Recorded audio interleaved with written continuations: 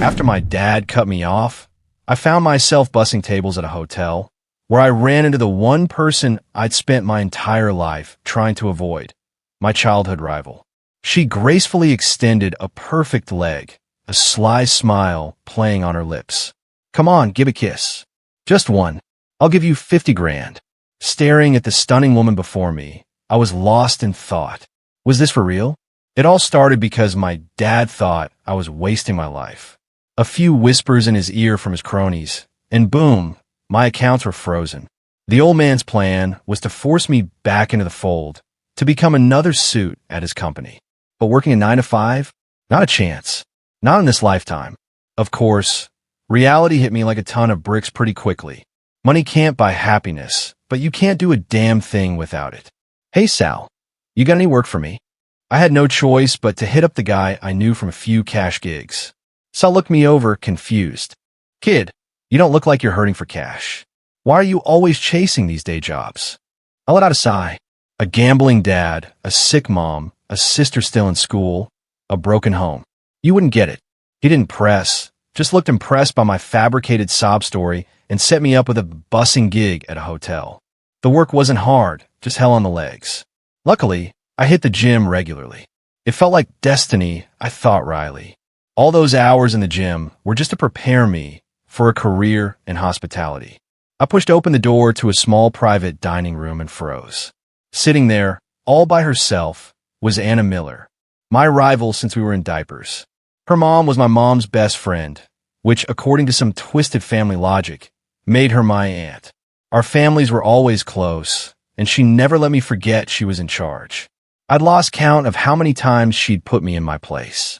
She spotted me at the door. A flicker of surprise crossed her face before melting into that familiar, calculating smile. I knew that smile all too well. Growing up, it always meant she was about to make my life miserable. Well, if it isn't Noah Carter, slumming it with the working class.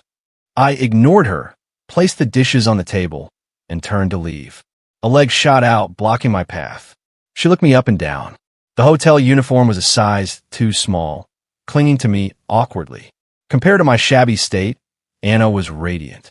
She was one of those cool, timeless beauties. A few years older than me, but you'd never know it. Her face was flawless, framed by a cascade of dark waves. She wore a stunning red dress, a faint, mocking smile on her lips. "What's this?" Playing the silent stranger now. I looked up at her beautiful face, momentarily dazed. I quickly summoned memories of her childhood torment to snap myself out of it. "Of course not, Anna," I said, my own smile just as fake. "I just saw you were dining alone and didn't want to interrupt your solitude." I put extra emphasis on alone.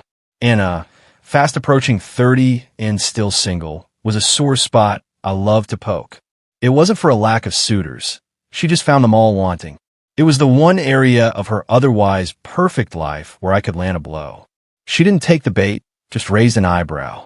"What are you doing working here?" "Just looking out for you, my dear auntie," I snorted. "This hotel is full of people. Thought I might spot a suitable bachelor for you." "No," she said. Then a look of realization dawned on her face. "You got into trouble, didn't you? Your dad cut you off." My silence confirmed it. That calculating smile returned.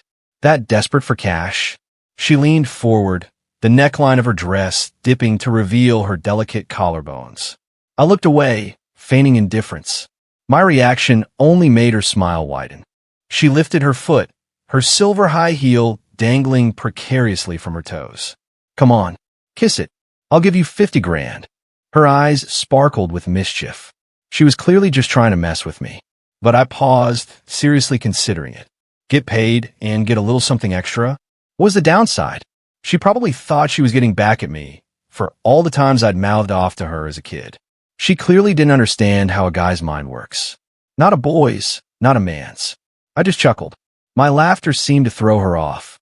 This wasn't the reaction she'd expected. She probably thought I'd get angry, just like when we were kids. I took a few steps closer, a playful smirk on my face. "You sure about that?" Her confidence wavered. She shrank back, a blush creeping up her neck. What are you doing?" she stammered, turning her head away. Her earlier composure was gone. Seeing her flustered, I knew she was just bluffing. So I decided to call it. Just so we're clear, you're the one backing out, not me. I still expect that 50 grand. You can Venmo me. With that, I turned and walked away, leaving Anna staring after me, completely stunned. I worked until 10 that night and never saw her leave. It was only when my shift ended that I saw her getting up to pay the bill. Noah. I looked up. Standing by the hotel entrance was Mark. He was a classmate from college. After graduation, he couldn't find a job, so I got him a position at my dad's company. He knew my family was well off, but not the full extent of it. He wasn't the most competent guy, but he was a smooth talker and managed to get by. I'd worked at the company for a bit after college myself, but left and hadn't seen him since. I wasn't surprised to see him, just gave him a simple nod. Mark, small world. He scoffed, his voice loud and theatrical.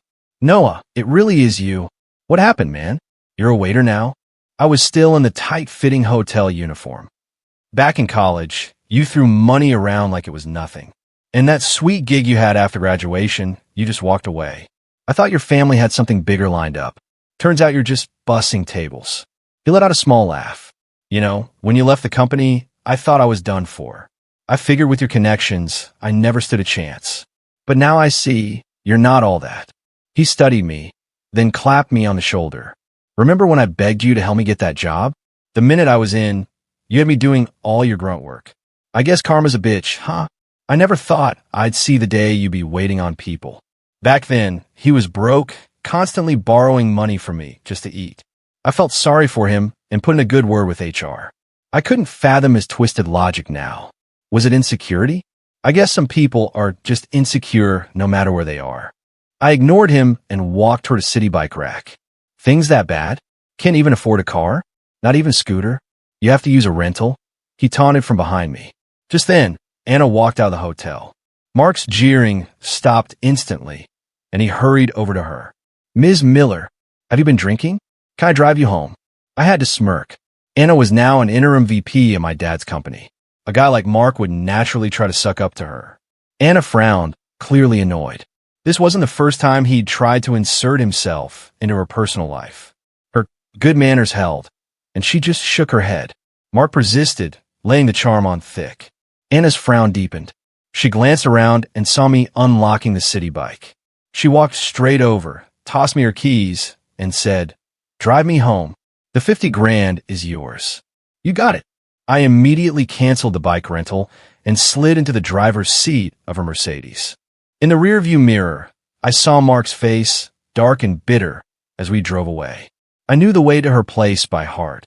Our families had been visiting each other for years. When I pulled up and didn't get out, she looked at me, puzzled. We're here.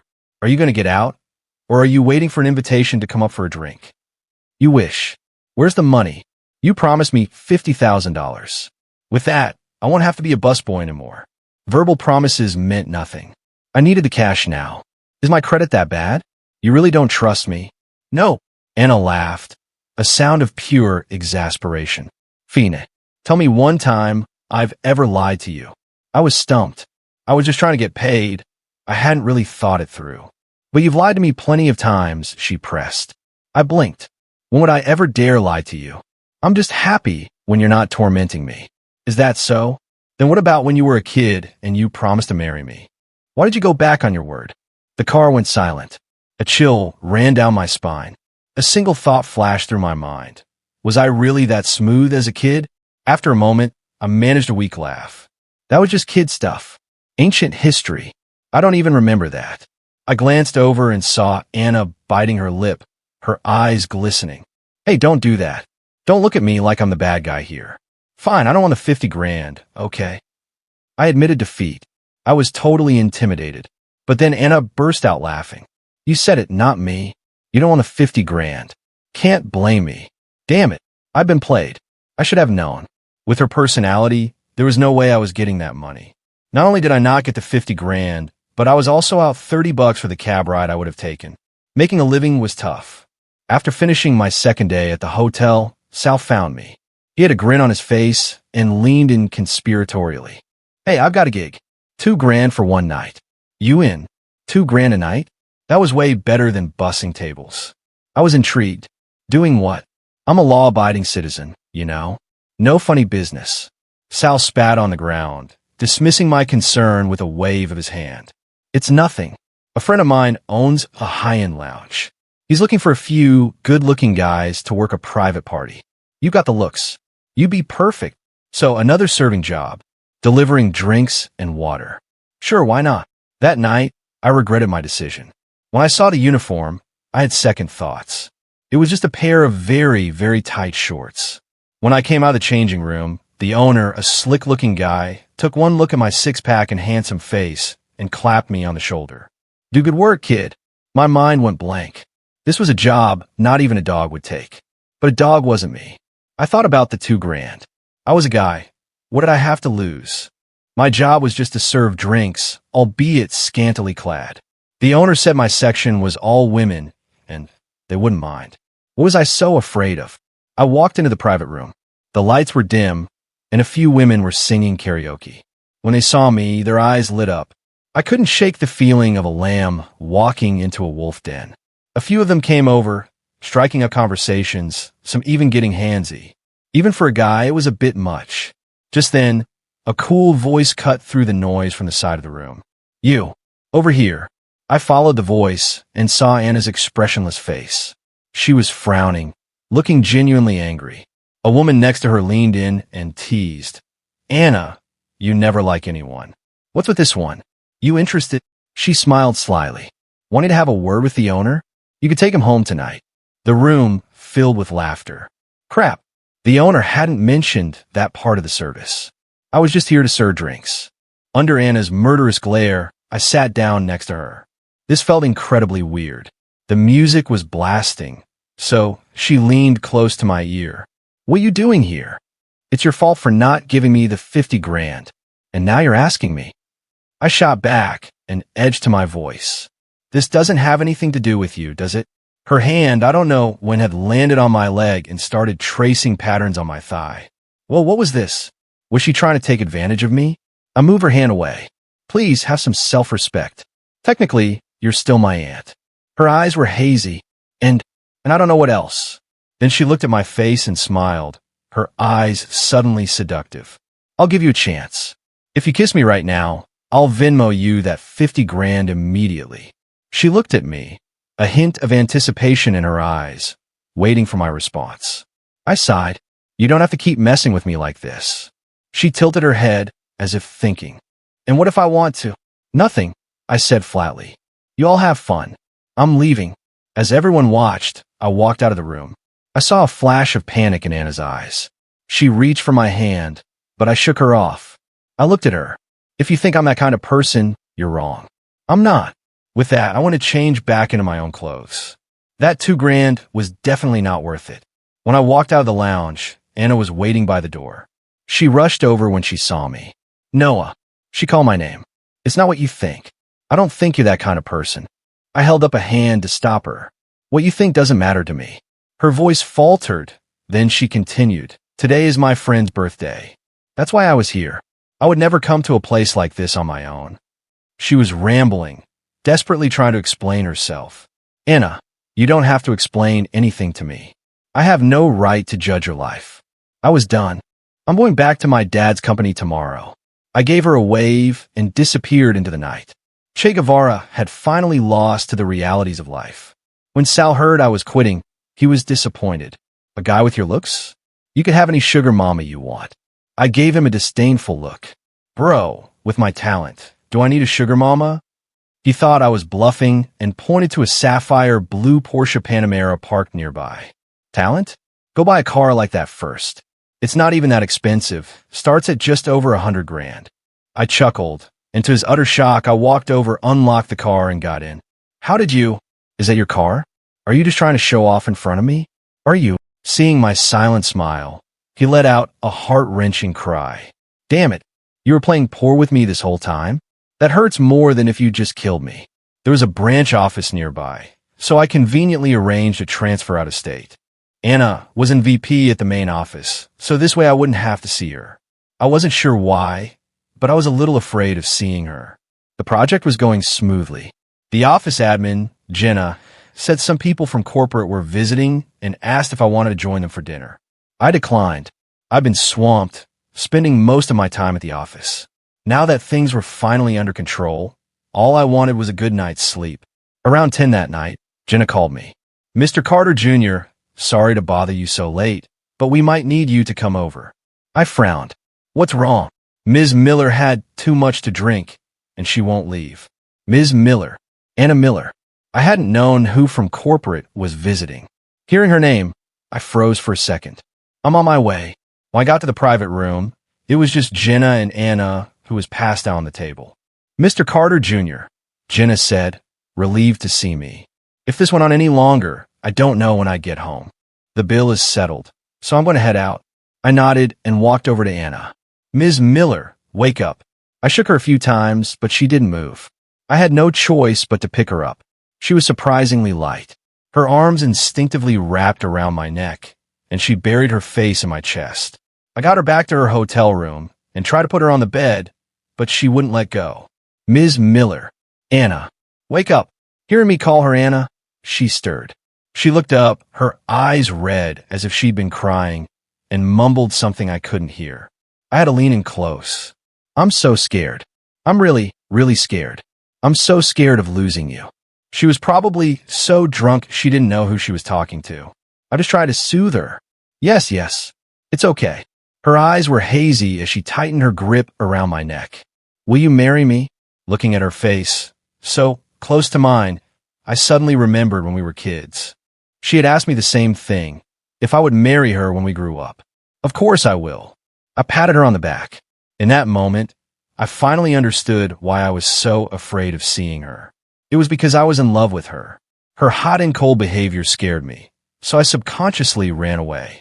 I sighed, taking advantage of her drunken state to confess my own feelings, even if she wouldn't remember. But I knew a proud woman like her would never be interested in someone like me. Hearing my answer, she closed her eyes and smiled. Her arms around my neck relaxed. I tucked her in and left the room. The next day, my mom called, sounding ecstatic. "Noah, honey, you remember Anna, right?" "Of course. I just carried her home last night." "What's up?" "She's dating someone. She's invited our whole family to dinner this weekend for the official announcement." Dating someone? And making a big announcement? How dramatic. Why is she inviting us to her announcement? "I'm really busy here, so I won't be able to make it." Honestly, the last thing I wanted was to go. Our families have been friends for so long. If they invited us, we have to go, my mom said in a tone that left no room for argument. The next day, I went to pick up Anna. Now that I knew the situation, it would be rude not to escort her. She was quiet the whole time, which felt strange. We were standing a meter apart, and she was texting me. "Anna, what's wrong with you today?" "I'm right here. If you have something to say, just say it." "Why are you texting me?" She just huffed and didn't reply, but I could tell she was happy. I thought about what my mom said. Is this what women in love are like? So mysterious? The project was demanding, so I only had time to show her around the city a bit. I thought about it and texted my mom that I wouldn't be back for the weekend. For one, I was genuinely busy. For two, I had no desire to watch the woman I love announce her relationship with someone else. Only a masochist would want to attend that. That night, my mom called again. She sighed. "I don't know what's wrong with your Annie, Anna. It seems like they broke up. Everything was fine, but as soon as I told her you weren't coming, she lost her appetite and left." She added, "I just don't understand you young people these days." The project was in full swing, and I didn't have much time to think about other things. When I drove Anna to the airport, I could see she was down. I wanted to say something comforting, but the words wouldn't come. My own love life was a mess. Who was I to comfort anyone else? Before she left, she stopped and looked at me, her eyes filled with confusion. Why do some people not keep their promises? I opened my mouth, but said nothing. I didn't know either. It was almost 10 by the time I finished work and got back to my apartment. As I was about to unlock the door, I saw someone slumped against the wall. I got closer and saw it was Anna. Wasn't she supposed to be gone? I crouched down and gently shook her. She was exhausted, half asleep. She opened her drowsy eyes and instinctively threw her arms around my neck, murmuring something. A moment later, she seemed to realize what she was doing and quickly let go. Sorry. I help her up. I thought you left. She pouted. My flight was canceled because of storm. The next one isn't for 3 days. So why are you here? You couldn't find a hotel near the airport? I lost my wallet and my phone. All I had was a few bucks. I had to take 3 different buses to get here. I looked down at her feet. She had taken off her high heels, and her ankles were red and swollen. She had clearly walked a lot. I tried to help her stand, but she winced and looked at me, her expression on the verge of tears. I can't feel my legs. Am I going to be crippled? Don't be dramatic, I scoffed. Your circulation is just cut off from sitting for too long. Get on my back. I'll carry you inside. Anna didn't object. She wrapped her arms around my neck, and I lifted her up. Her head rested on my shoulder, and I could feel her warm breath. Her voice was as soft as a feather in my ear. You're so good to me. What was that? Say it again. I didn't hear you. I carried her inside and set her down on the couch. I started massaging her feet. Just so you know, I'm not trying to take advantage of you. I'm just trying to get your circulation going. She was quiet, just watching me. Then she broke the silence. Noah, do you have a girlfriend? No. Why do you ask? She reached out and touched my face, her expression unreadable. If you did, I have to warn her. Warn her about what? That once she gets on your ship, it's hard to get off. What was that supposed to mean? Was I that bad? She shouldn't project her own relationship problems onto all men. I just laughed, assuming she was just venting. She gave a self-deprecating smile. Someone like me probably can't even get a ticket for the ship. I smiled to myself, thinking you've been on the ship the whole time. Once a thought takes root, it grows wild. She was heartbroken and single. Did that mean I had a chance? I asked myself, but I was scared. What if I confessed and she rejected me? Will we even be able to be friends anymore? Our families were so close. What would our parents think? After wrestling with it for a long time, I decided to go for it. I rented out a movie theater and asked her to go with me. Halfway through the movie, I would make my move. What movie is this? It doesn't look very interesting, Anna asked curiously. You'll see when we get there, I said mysteriously. The thought of confessing my feelings made me so nervous I couldn't even face her. I ended up texting her from the other room. I had already bought her a new phone. Anna texted back almost immediately, her tone exasperated. Are you crazy? I'm in the next room. Why are you texting me? I have to run an errand first. Don't forget about tonight, I quickly replied. I know, I'll be there, she wrote back. Reading her text, I had a strange sense of déjà vu. I had booked the entire theater for the 5 o'clock showing. Everything was ready. All I needed was for Anna to show up. But the movie started, and she never came. I called her, but her phone went straight to voicemail. I waited at the theater until midnight, but she never appeared. The theater manager came over. Mr. Carter, it's getting late. Are you still waiting? I shook my head and left. When I got home, the apartment was empty. Anna was gone. I let out a bitter laugh. She left in such a hurry, without even a goodbye. The next afternoon, I got a call from Anna. I looked at my phone, but didn't answer. I didn't know how to face her. Was I angry? Sad? I didn't even have the right to be. It was a one-sided crush. Just because she didn't reciprocate didn't mean I could be mad at her. So it was better not to answer. But Anna kept calling, over and over. I finally just turned my phone off. When I turned it back on, I had over 30 missed calls and a text from her. Noah, I'm begging you, please answer my call. Then my mom called. She sighed. Your uncle, Anna's dad, was in an accident. He was hit by a car the night before last. What? My mind went blank. You should come home this weekend. We'll go see him together. He just had surgery yesterday and hasn't woken up yet. Which hospital? I'm coming back now. It all clicked. Why Anna had left in such a hurry. She must have been so desperate when she called me, and I hadn't answered. When I got to the hospital room, her dad was awake.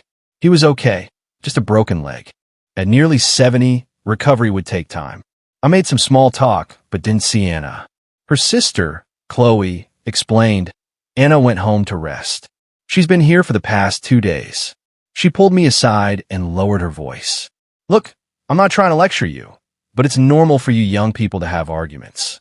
But giving someone the silent treatment is not okay. She called you so many times. Why didn't you answer? Do you know how hurt she was? I opened my mouth, but I didn't know what to say. My sister is almost 20 years younger than me. I don't get you kids, but I can see she really cares about you. Don't break her heart. The other day, she told me you two were together. I was so happy. I didn't even tell your mom. I wanted to see her surprised face. I was completely lost. We're together? When did we get together? Who told you we were together? Anna did. She called me and said she asked you if you would marry her, and you said yes. Weren't you supposed to have dinner together this weekend? I was stunned. I thought it was just drunken rambling. All those things she said were meant for me, and I had been completely oblivious. I went to Anna's apartment and rang the doorbell. After a while, the door opened. When she saw it was me, she tried to slam it shut, but I blocked it with my foot. Wait, don't close the door. Let me explain. She turned her head away. What is there to explain? I called you so many times, and you couldn't be bothered to answer even one. If you don't want to talk to me, just say so. We can draw a line and be done with it. Her voice was thick with hurt, and tears started streaming down her face. I pulled her into my arms. Her body went rigid, and she tried to push me away, but I held on tight. Anna, you know what? I love you. I've loved you since we were kids. That day, I was going to confess to you at the movie theater, but you never showed up. I thought you'd left without a word, and I didn't know how to face you. That's why I didn't answer your calls. I'm sorry.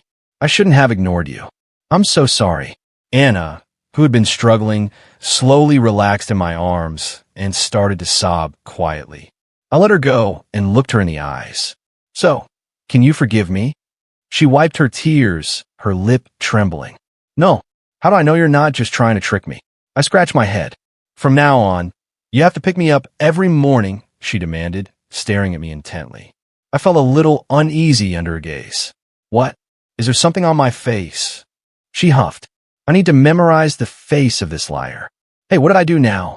You're the one who promised to marry me when we were kids, and then you forgot. You made me wait all these years. I'm not a mind reader. How was I supposed to know what you were thinking? And you could have just told me. She huffed again. You really expect a girl to confess first? Don't I get to have some pride? I gently pushed her against the wall. Her voice was shaky. WH, what are you doing? I leaned down and kissed her. At first, she was hesitant, but soon she was kissing me back, demanding more. We held each other tightly. After a long moment, we finally broke apart.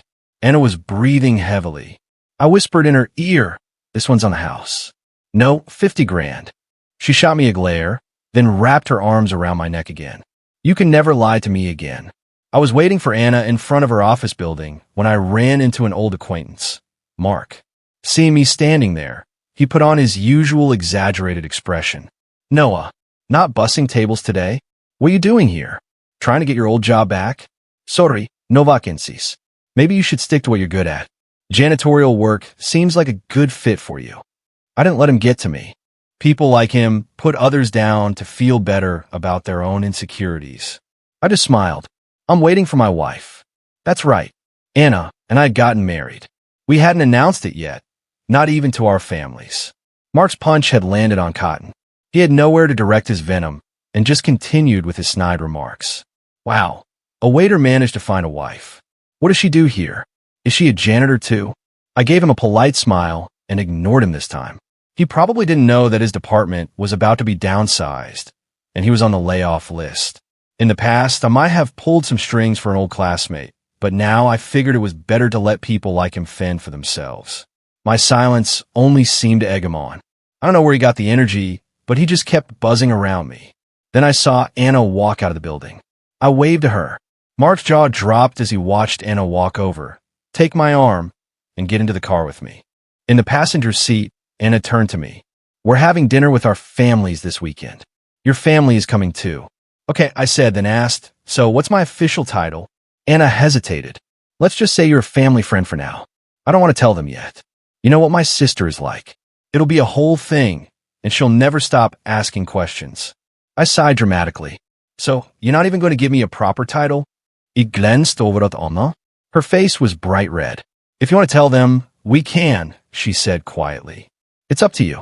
At the dinner table, our families were chatting away. It was a welcome home dinner for Anna's dad after he was discharged from the hospital. My mom was sitting next to Anna and asked, Anna, honey, you're going to introduce us to your new boyfriend. How are things going? Before Anna could answer, her sister Chloe, sitting on the other side, started coughing violently. Chloe, are you okay? What's with the sudden coughing? Chloe only knew half the story. She thought we were still in the middle of a fight and was afraid my mom's questions would make things awkward. She was trying to cut off the conversation. But my mom was oblivious. When are you going to bring him over so we can meet him? We need to vet him for you. Chloe started coughing again. My mom was getting annoyed. Chloe, what is with you today? Every time I talk to Anna, you start coughing. Chloe was probably thinking, just wait until she says your son's name. Then it'll be your turn to cough. Anna just smiled, not at all embarrassed. We're doing great. He was just asking me yesterday when he could meet the parents. My mom was immediately interested and started her interrogation. Oh, really? Where is he from? What does he do? He's a local.